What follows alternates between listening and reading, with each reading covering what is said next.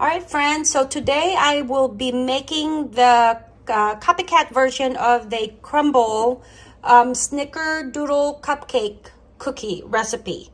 So we are going to start off with a three sticks of butter, soften, and over here I have my brown sugar and my granulated sugar mixture that I just kind of mixed together. I'm going to cream this together, and then I will be adding my eggs and then vanilla, and then cream that together as well. And then once it's really creamy, I'm gonna go add in my dry ingredients, which is the flour, the cinnamon, baking soda, baking powder, cream of tartar, and then cornstarch.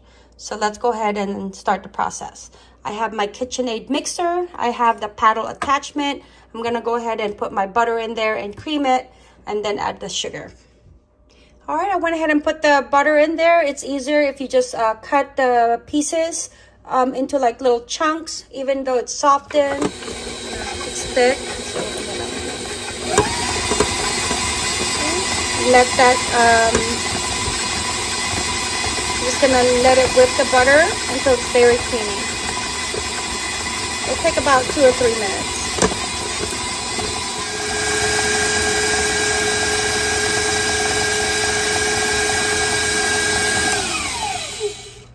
Okay, after a few minutes, then kind of scrape the sides of the bowl, and then I'm gonna add in the sugar mixture. Okay, so when the recipe asks for creamed butter, this is my consistency. I don't know if you guys can see that. See how fluffy it is? Okay. And once it gets to that consistency, then I go ahead and add my sugar mixture. And this is the brown sugar and the granulated sugar. I'm just gonna go ahead and pour that all in there.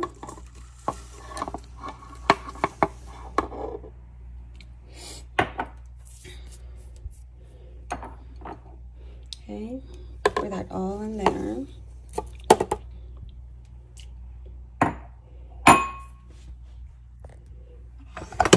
And then cream it again for a few more minutes. You start off slow. And then it's going to go into a number 6 on your KitchenAid, 4 or 6.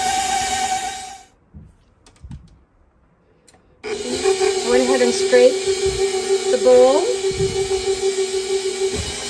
Put it on medium low and add my egg one at a time.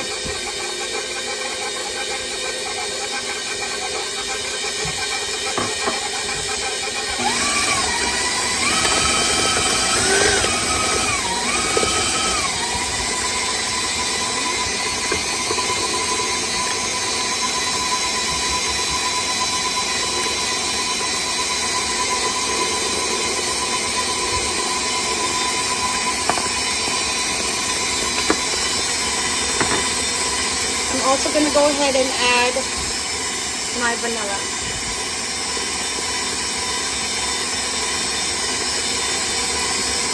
Let that cream some more.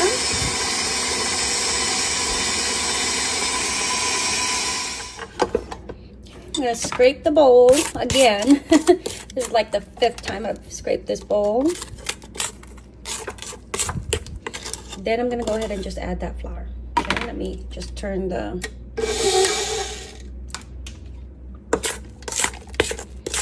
very fluffy. Okay.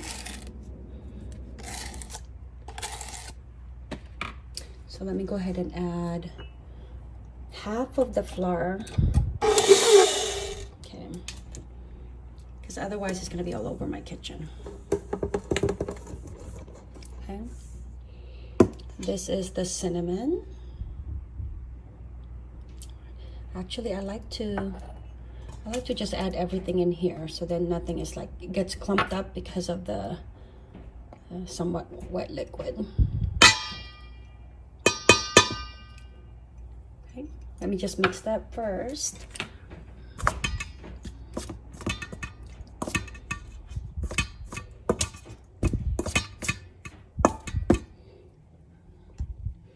Okay, then add a little bit more. Then what I do is, because I know that it's gonna be all over my kitchen, I'll put this up. I'll put it into the the stir, or number 2. But before that, this is a brand new towel. And then I kind of just drape it over and then just let that towel catch the powder.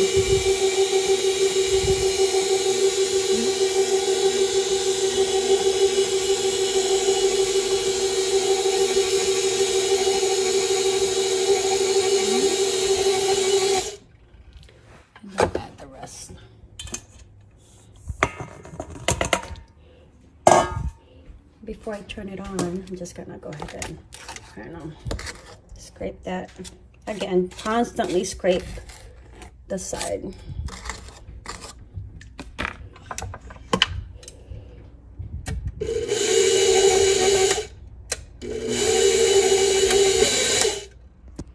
All right, I'm gonna pop this into the fridge. It's really soft right now.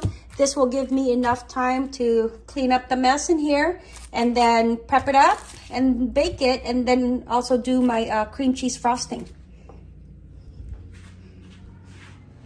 I'm gonna start on the cream cheese frosting. So I have my butter here. I'm gonna go ahead and cream that first. And then I also have my softened cream cheese. I'm gonna put 2 of these, and then my vanilla. And then also powdered sugar.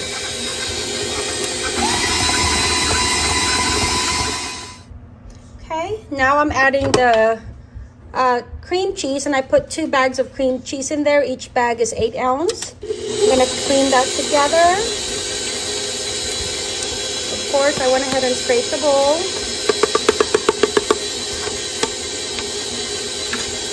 And then I'll do just to get it out of the beater or the paddle.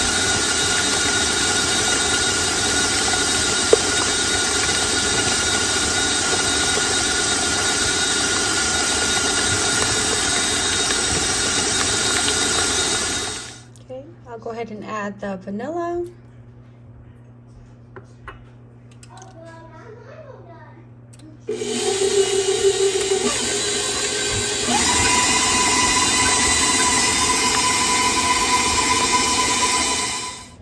Now I'm adding the powdered sugar, little at a time.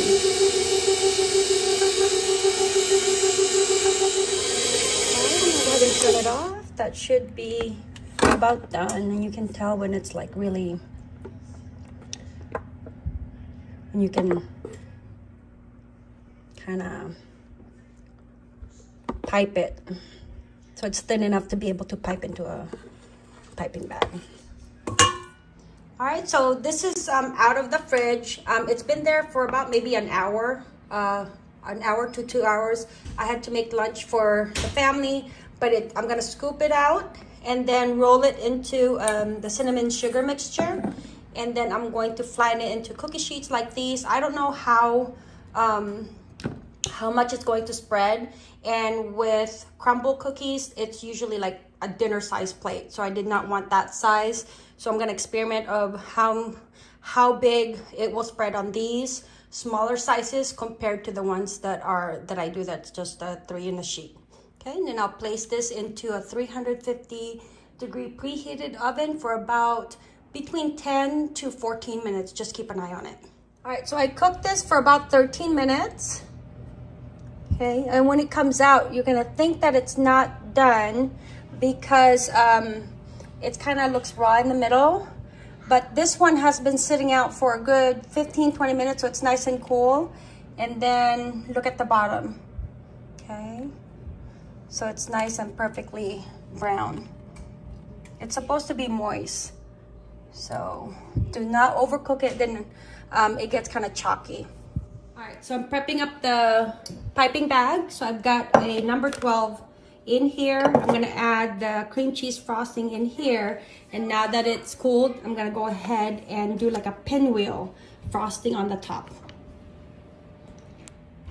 All right, my piping could get some practice in, but that's okay. All right, then I have the leftover cinnamon brown sugar, and then I'm just gonna sprinkle that. And that's what makes it really good, that extra cinnamon brown sugar. Okay. Now I'm gonna get hubby kind of taste test. Let's see what he thinks.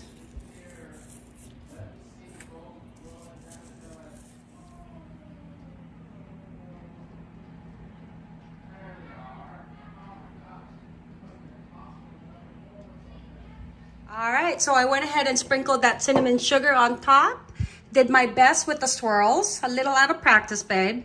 But here is my hubby. He is going to taste test for me. All right, I'll grab this one here. Kind of like how that, ooh, look at that. Oh, looks wow. good. Oh my goodness. Good. Yeah. Can I taste this one? Oh no. There you go. All right, let's taste it. Oh, good. Oh my goodness. So good. All right, so good. All right, friends. Thank you guys for stopping by. Mahalo. Hello. All right, friends, I hope you guys enjoyed this recipe. It is amazingly delicious, easy to make for the family. As always, mahalo.